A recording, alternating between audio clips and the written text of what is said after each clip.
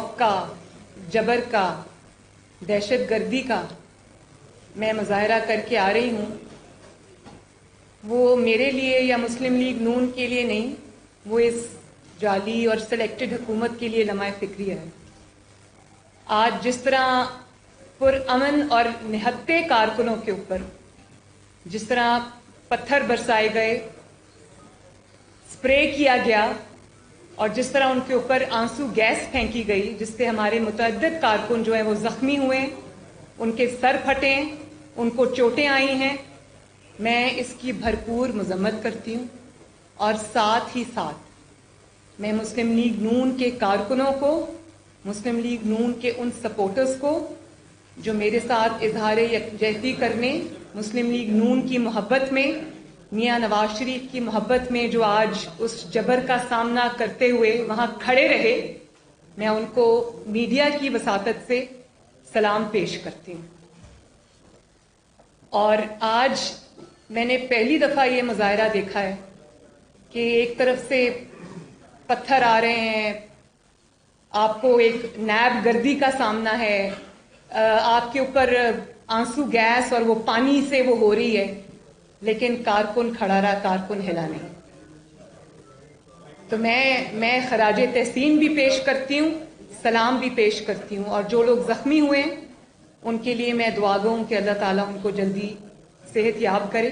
اور رانا صاحب ابھی فرما رہے تھے کہ جن کارکنوں کو اریسٹ کیا ہے ان کو انشاءاللہ تعالیٰ ان کی جو لیگل معاونت ہے وہ بھی پارٹی کرے گی اور ان کی خبرگیری بھی کرے گی.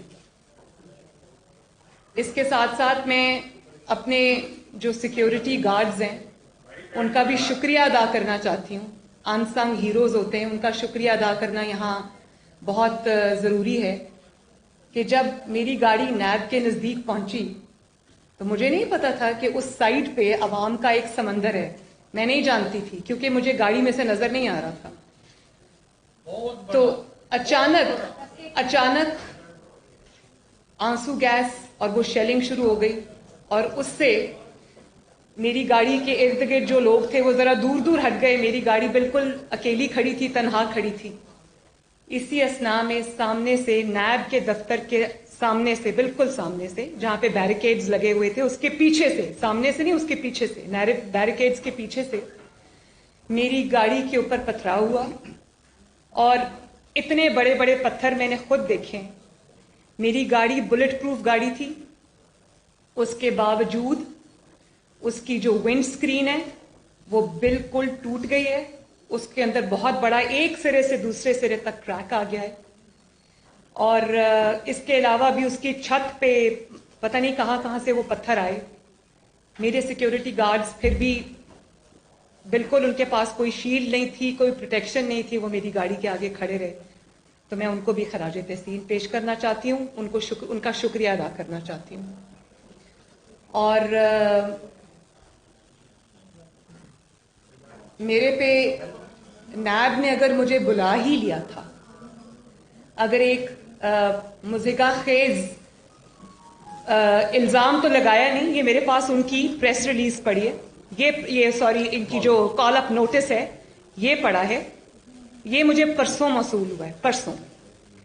اور میڈیا کے ذریعے بڑے چالاکی کے ساتھ بغیر بلیک اینڈ وائٹ میں کوئی چیز لائے ہوئے میڈیا کو انفارمیشن ریلیز کی, اور یہ اشارتاً یہ کہنے کی کوشش کی گئی, جو رنگ اس کو میڈیا پہ دیا گیا نیب کی طرف سے ان آفیشلی, کہ شاید کوئی زمین ہے جو میں نے سستے داموں خریدی ہے اور اس میں کوئی شاید میں نے کسی کی زمین پہ قبضہ کیا ہے. تو یہ ہے نیب کا کال اپ نوٹس, اس کی آپ ذرا اسکرین شاٹ لے لیں. اس میں میرے پہ ایک الزام بھی نہیں لگایا.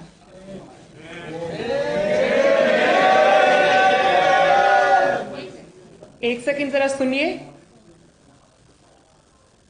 The inquiry conducted so far revealed that you have purchased land in فلاں areas, موزہ سلطان کے, موزہ مل, لکھوال and موزہ بدو کی ثانی, district Lahore, and in this regard you are required to provide details of the following: details of land acquired, purchased in each of the موزہ year wise breakup, sources of funds जो कि already उनके पास हैं, details of taxes and duties paid, provide details of subsequent sale of land if any, वो जानते हैं कि मैंने land की सेल नहीं की, provide details of the use of the land whether it is being used for cultivation or agricultural purposes. ये notice है, इसमें इल्ज़ाम कोई नहीं है, उसको बहुत वेग रखा गया है क्योंकि मुझे बुलाना मकसूद था। और अब मैं ये कहने में हक बजाने हूँ कि मुझे बुलाने के पीछे, इस वेग से नोटिस के पीछे जिसमें कोई इल्ज़ाम नहीं है, मुझे बुलाने के पीछे मुझे नुकसान पहुंचाना मकसूद था। क्योंकि आज मेरे साथ जो सलूक किया गया, मैंने पाकिस्तान के 72 साल में ये होते नहीं देखा। परवेज रशीद साहब मेरी गाड़ी में थे और उन्होंने मुझे, जब वो विंड स्क्रीन स्मैश हुई तो उन्होंने मुझे कहा कि ये शुक्र करो कि ये बुलेट प्रूफ गाड़ी थी, अगर ये बुलेट प्रूफ गाड़ी ना होती तो शीशा टूटता और उसके बाद जो ईंटे नुमा पत्थर उन्होंने फेंके वो सब मेरे सर पे लगते, क्योंकि मैं फ्रंट सीट पे बैठी हुई थी। तो मैं इस चीज को कैसे कंस्ट्रू करूं, इस चीज का मैं क्या मतलब लूं, ये आप सब मेरे से बेहतर जानते हैं। लेकिन क्लियरली अगर वो बुलेट प्रूफ गाड़ी ना होती तो सामने से जिस तरह पुलिस की यूनिफॉर्म में लोग, मुझे नहीं पता वो पुलिस के थे या नहीं, लेकिन वो पुलिस की यूनिफॉर्म में थे। पंजाब पुलिस जनरली ये नहीं करती, लेकिन जिस तरह से वहां से वो हुआ वो मैंने अपनी आंखों से देखा। मेरे हाथ में मोबाइल था, मैंने जल्दी, क्योंकि गाड़ी हिल रही थी, पत्थर लग रहे थे, तो मैंने अपने हाथों से अपने मोबाइल कैमरा से उसकी वीडियोस बना ली और एविडेंस के तौर पे उसी वक्त उन वीडियोस को मैंने ट्वीट कर दिया। परवेज रशीद साहब का कहना है कि अगर वो गाड़ी बुलेट प्रूफ ना होती और उस गाड़ी की विंड स्क्रीन टूट जाती, उसके बाद जो पत्थर आ रहे थे वो मेरे सर पे लगते, मुझे लगते, और शायद वो क्लियरली मुझे जानी नुकसान पहुंचाने की कोशिश थी, या जानी नुकसान पहुंचता या मेरी हेड इंजरी हो सकती थी जिसमें मैं अभी अस्पताल में शायद पड़ी होती। मैं अब वो कहना नहीं चाहती। तो जिस इंतकाम गाह से मैं अभी आ रही हूं उसकी हैसियत तो मैंने आपको बता दी। उसके बाद इन्होंने मुझे ये कहना शुरू किया कि आप अनऑफिशियली कि आप वापस चली जाएं, मैसेजेस आने शुरू हो गए इधर उधर कि आप मैंने कहा मैं तो वापस नहीं जाऊंगी। मैं नैब के दरवाजे के बाहर खड़ी रही और मैंने कहा कि क्योंकि आपने मेरे पे इतना मुझे बुलाया है एक ऐसे कॉल अप नोटिस में, तो मैं तो जवाब लेके आई हूं, मैं तो जवाब दूंगी, मेरे पास सब जवाब है, मुझसे ले लें। कहा नहीं बीबी आप वापस जाएं। तो राना सनाउल्लाह साहब ने फिर उनको कहा कि वो वापस नहीं जाएंगी, आप अगर लिख के देना चाहते हैं, क्योंकि आप फिर ये कहेंगी हमने बुलाया था वो हाजिर नहीं हुई, पेश नहीं हुई। मैं तकरीबन कोई 1.5 घंटा सवा घंटा वहां खड़ी रही, उन्होंने दरवाजा नहीं खोला और अंदर छुप के बैठे रहे। और राना साहब ने फिर उनको कहा कि लिख के दें, तो वो लिख के देने को पहले तैयार नहीं थे। फिर उन्होंने अपनी कोई प्रेस रिलीज इशू की और कहा कि आज मरियम नवाज वापस जाएं, तो आज की जो उनकी पेशी है वो कैंसिल हो गई है। सवाल वहां पर किए जाते हैं जहां सवाल करने वाले का कोई किरदार हो। नैब के किरदार मुझे तो बहुत पहले से पता था, नवाज शरीफ साहब को बहुत पहले से पता था, राना सनाउल्लाह साहब को बहुत पहले से पता था, शाहिद खाकान अब्बासी साहब को बहुत पहले से पता था, हमजा शहबाज को बहुत पहले से पता था, साद रफीक साहब को बहुत पहले से पता था, और भी हमारे जो मुस्लिम लीग नून के लीडर्स हैं जिनको जो नैब गर्दी का निशाना बने वो भी सब जानते थे। लेकिन नैब के इन हथकंडों पर मोहर अब सुप्रीम कोर्ट के मुअज़्ज़िज़ जज साहिबान ने अपने रिमार्क्स और अपने फैसलों के जरिए लगा दी। हाई कोर्ट के जजेस ने, मुअज़्ज़िज़ जज साहिबान ने अपने फैसलों और रिमार्क्स के जरिए लगा दी, और रही सही कसर उसकी ह्यूमन राइट्स वॉच ने पूरी कर दी, जिसमें ये क्लियरली कहा गया कि नैब को पॉलिटिकल इंजीनियरिंग के लिए, पॉलिटिकल विक्टिमाइजेशन के लिए और सियासी जोड़ तोड़ के लिए, पॉलिटिकल ओपोनेंट्स को सप्रेस करने के लिए, उनको ब्लैकमेल करने के लिए, उनको दबाने के लिए और हुकूमत को बरकरार रखने के लिए नैब को जो है वो इस्तेमाल किया गया। तो इस हैसियत का, इसमें तो मेरा ख्याल है कि ऐसी नैब के सामने पेश ना होना शायद कानून की ज्यादा पासदारी होगी, क्योंकि नैब तो अब इन रिमार्क्स के बाद, इन फैसलों के बाद और इस दहशत गर्दी के बाद اس انتقام کی سیاست کے بعد، انتقامی حربوں کے بعد، کارروائیوں کے بعد نیب تو اب ایک خود مطلوب ادارہ ہے. نیب کو تو اب خود جواب دینے کہ انہوں نے پاکستان کے ٹیکس پیئر کا پیسہ، پاکستان کے ایکسچیکر کا پیسہ انہوں نے سیاسی انجینئرنگ میں کیوں اس کا بے دریغ استعمال کیا، کیوں نیب نے اس پیسے کے ذریعے مخالفین کی جوڑ توڑ کی، سیاسی جماعتوں کی ان کو نقصان پہنچانے کی کوشش کی اور حکومت کی مدد کی. ابھی میر شکیل الرحمان صاحب کا آپ کیس لے لیں. ایک وزیر موصوف فرما رہے تھے کہ میں عمران خان صاحب سے یہ درخواست کروں گا کہ میر شکیل الرحمان صاحب کو چھوڑ دیں. تو میر شکیل الرحمان صاحب کو، جن کو 140 دن ہو چکے حبس بے جا کے اندر، ان کو کیا عمران خان صاحب نے پکڑا ہے؟ ان کو تو نیب نے پکڑا ہے. اور کیا عمران خان کے کہنے سے وہ نیب اس کو چھوڑ دے گی؟ تو یہ حالت زار ہے نیب کی، جس میں مجھے اب کچھ کہنے کی ضرورت نہیں ہے. اور ان کا اصول یہ ہے کہ ناانصافی صرف ہونی نہیں چاہیے. نیب کا اصول یہ ہے کہ ناانصافی صرف ہونی نہیں چاہیے بلکہ ہوتے ہوئے نظر بھی آنی چاہیے. پولیٹیکل انجینئرنگ اور جوڑ توڑ جو ہے وہ صرف ہونا نہیں چاہیے، ہوتے ہوئے نظر بھی آنا چاہیے. اور اب ان کا یہ اصول ہے کہ دہشت گردی نیب کی طرف سے صرف ہونی نہیں چاہیے، آج پوری دنیا نے جیسے دیکھا کہ ہوتے ہوئے نظر بھی آنی چاہیے. تو بڑا گھناؤنا کردار ہے نیب کا، جتنی اس پہ بات کی جائے کم ہے. لیکن بات یہ ہے کہ یہ میرے پہ پہلا دوسرا مقدمہ نہیں ہے، یہ میرے پہ تیسرا مقدمہ ہے. اور اگر پہلا مقدمہ اتنا اچھا تھا تو پھر دوسرا بنانے کی ضرورت کیوں پڑی؟ اور اگر دوسرا مقدمہ اتنا وہ تھا مضبوط تھا تو تیسرا بنانے کی ضرورت کیوں پڑی؟ پہلا بھی ختم ہو گیا، دوسرا بھی ختم ہو گیا، تیسرا جو ہے اس کا بھی وہی انجام ہوگا جو پہلوں کا ہوا، یعنی کہ کچھ نہیں. ایک انکشاف آج میں یہاں کر دوں کہ جس ریفرنس کے اندر یا جس انویسٹیگیشن کے اندر انہوں نے مجھے پچھلے سال پکڑا تھا نیب نے، اور تقریباً 60 دن میں ان کی مہمان رہی تھی. پہلی پاکستان کی 72 سال کی ہسٹری میں پہلی خاتون سیاستدان جو نیب کی مہمان رہی ہے. اور اس وقت ان کو سمجھ بھی نہیں آ رہی تھی کہ مجھے کہاں رکھیں، کیونکہ ان کے پاس خواتین کو رکھنے کا کوئی جگہ نہیں تھی. لیکن وہ جس مقدمے میں مجھے پکڑا گیا، کیا آپ جانتے ہیں، کیا پاکستان کے عوام جانتے ہیں کہ وہ ریفرنس 1.5 سال کے باوجود آج تک نہیں بن سکا؟ انویسٹیگیشن کے نام پہ مجھے 60 دن رکھا اور سوائے انویسٹیگیشن کے وہاں سب سوالات مجھ سے پوچھے گئے. مجھ سے پوچھتے رہے، وہ بہت انٹرسٹڈ تھے میری زندگی میں، تو مجھ سے پوچھتے رہے کہ مسلم لیگ نون تو بہت بڑی سیاسی جماعت ہے، وہاں آپ کی کتنی سے ہے، مسلم لیگ نون میں مشاورت کا کیا عمل ہے، آپ کو کتنی پاکٹ منی ملتی ہے، آپ کون سی کتابیں پڑھی ہیں، آپ کا فیوریٹ آتھر کون سا ہے. پولو کوئلو کے اوپر میرے سے ڈسکشنز ہوتی رہیں، ملکی سیاسی منظر نامے پر میرے سے ڈسکشنز ہوتی رہیں. اگر نہیں پوچھا تو مقدمے کے بارے میں چیزیں نہیں پوچھی.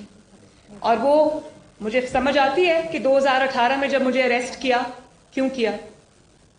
الیکشن آ رہے تھے، نواز شریف کو اریسٹ کرنا اور مریم نواز کو اریسٹ کرنا تو ضروری تھا، اس کے بغیر تو الیکشن نہیں جیتا جا سکتا تھا.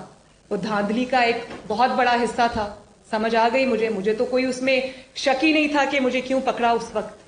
پچھلے سال مجھے کیوں گرفتار کیا انویسٹیگیشن کے نام پہ، وہ بھی سمجھ آتی ہے کہ ایک کے بعد ایک میرے ایسے زبردست جلسے ہو رہے تھے کہ ماشاءاللہ عوام کی ایک لہر اٹھ رہی تھی، ایک رائے بن رہی تھی، ایک طوفان آ رہا تھا جس کو روکنا ضروری تھا. اور 8 تاریخ کو کشمیر میں میرا جلسہ تھا. کشمیر پہ ہم ابھی بعد میں آتے ہیں. کشمیر پہ میرا جلسہ تھا اور 6 تاریخ کو مجھے جب میں میاں صاحب سے ملنے، اپنی ہفتہ وار ملاقات کے لیے میں ان سے ملنے جب کوٹ لکھپت جیل گئی، تو وہاں میں میاں صاحب کے ساتھ ملاقات کر رہی تھی. ہم دونوں آمنے سامنے بیٹھے ہوئے تھے. تو مجھے وہ جیلر صاحب آ کے کہتے ہیں کہ آپ کو باہر شہباز شریف صاحب بلا رہے ہیں. تو میں جب جیل کے گیٹ سے باہر نکلی تو شہباز شریف صاحب کھڑے تھے، ساتھ نیب کھڑا تھا، پولیس کھڑی تھی. تو انہوں نے مجھے یہ کہا کہ یہ آپ کو گرفتار کرنے آئے. تو میں نے پوچھا کیوں؟ بس میڈم یہ اس طرح سے مجھے انہوں نے میں نے کہا اچھا میں آتی ہوں، میں اندر میاں صاحب سے ملاقات میں ہوں، میں میاں صاحب کو خدا حافظ کہہ کے ایک دفعہ ان کو گلے مل کے میں آپ کے پاس واپس آتی ہوں۔ انہوں نے مجھے اندر جانے دیا۔ ابھی میں اندر میاں صاحب کے پاس پہنچی اور میں نے میاں صاحب کو بتایا کہ مجھے باہر اریسٹ کرنے آئے۔ میاں صاحب نے کہا کیوں؟ میں نے کہا میں نہیں جانتی۔ تو اتنے میں نیب جیل کے اندر گھس آئی، جس کمرے میں میں اور میاں صاحب موجود تھے، وہاں آ کر مجھے میاں صاحب کے سامنے انہوں نے گرفتار کیا، اور میرے بچے بیٹھے تھے، میری بیٹی بیٹھی ہوئی تھی، وہ چھوٹی ہے عمر کی، وہ رونے لگی۔ میاں صاحب کی آنکھوں میں آنسو آ گئے۔ ان کے سامنے ایک بہت سوچے سمجھے منصوبے کے تحت مجھے گرفتار کیا، اور میں ان کو کہتی رہی کہ آپ فکر نہ کریں، کچھ نہیں ہوتا۔ مجھے نیب لے گئے۔ لیکن اب آج گرفتار کرنے کا یا آج مجھے نیب میں بلانے کا 1 سال بعد اچانک ان کو کیا خیال آیا؟ آج تو کوئی جلسے ریلیز نہیں ہو رہی، آج تو کوئی سر پہ الیکشن نہیں ہے۔ تو اس پہ میں سوچ رہی تھی کہ آج اچانک کون سی کوئی ایسی چیز سچویشن آ گئی ہے کہ ان کو یہ کرنا پڑا، مجھے بلانا پڑا پھر سے۔ تو میرا خیال ہے کہ میرا ذاتی خیال ہے کہ یہ خوف جو آج کل ان کے انٹرنل سرویز ہو رہے ہیں، جن کی خبر یہ میڈیا کو تو ریلیز نہیں کرتے، لیکن سرویز کی خبر ہم تک بھی پہنچتی ہے، تو ان سرویز میں مسلم لیگ نون اور نواز شریف کا گراف جو ہے وہ پہلے سے کہیں زیادہ بڑھ گیا ہے، اور پنجاب کے اندر اسپیشلی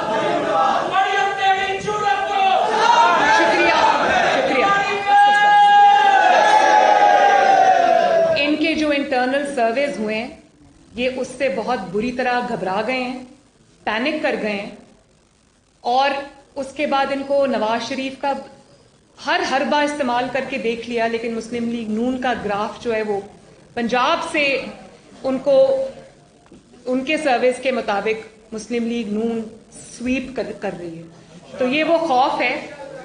اور آج میں آپ کو ایک اور بات بتاؤں کہ عمران خان صاحب کو بہت شوق تھا اقتدار میں آنے کا، لیکن آج اتنی ناکامیوں اور پے در پے ناکامیوں کے بعد وہ صرف اس لیے اقتدار سے چپکے ہوئے ہیں کہ پہلے ان کو آنے کا شوق تھا، اب جانے کا خوف ہے۔ اور وہ خوف کیوں ہے؟